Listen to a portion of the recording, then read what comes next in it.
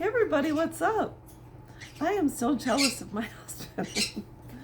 He is so very fortunate. And I'll tell you why.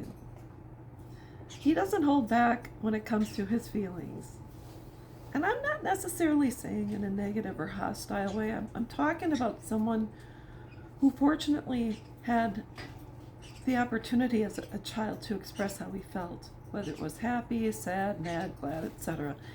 And so for one, if you've ever seen the movie Titanic, where Rose had to be prim and proper and sit up straight and had to be in that corset, etc. And then there's a point in the movie when she looks over and sees a little girl, and the little girl has to put her napkin in her lap and sit with her hands crossed and sit up straight.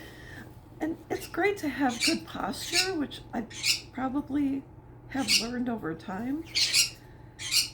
But I want to talk about how a lot of us were never allowed to do the faces when it came to feelings. And if you go to the doctor and they say, well, point to the face that you feel like today, and a lot of times, despite the fact you have a smile on your face, you really feel sad on the inside.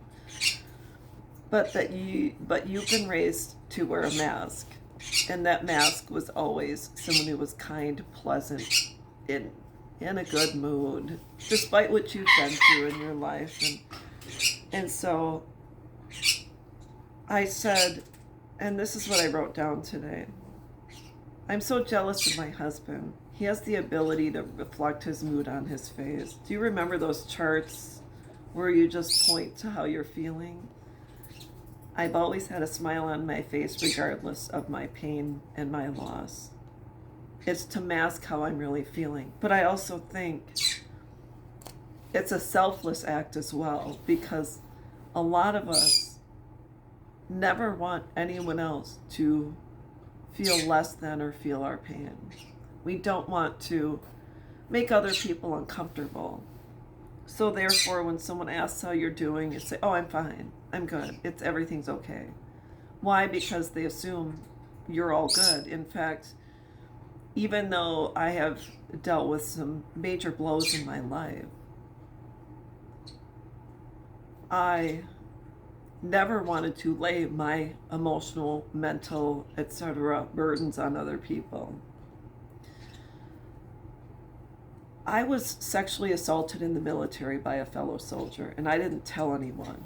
I didn't talk about it. I don't even think I told my best friends. I kept it.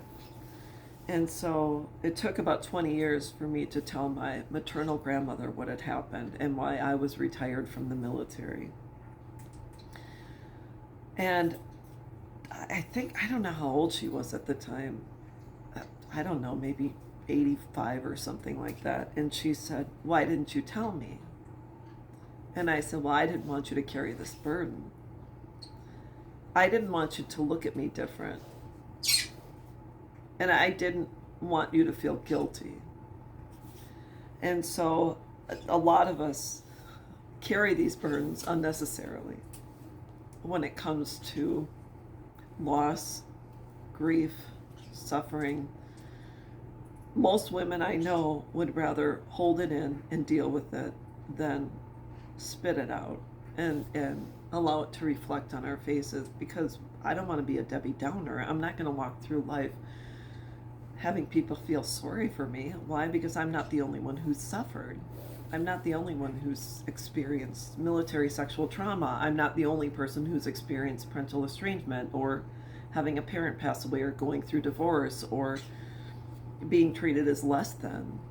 I really don't consider myself having had suffered the worst or greater than someone else. So therefore, I think if we were to take some time every single day and sit in our feelings and be sad, I think that would help a lot of us heal.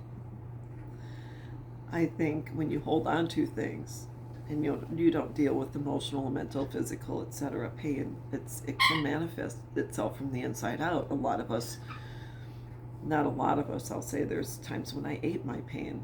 When I went out shopping and maybe I was distracting myself through other means. I have never personally turned to drugs and alcohol, but I can see how easily that could have happened given my family history with my dad's drinking.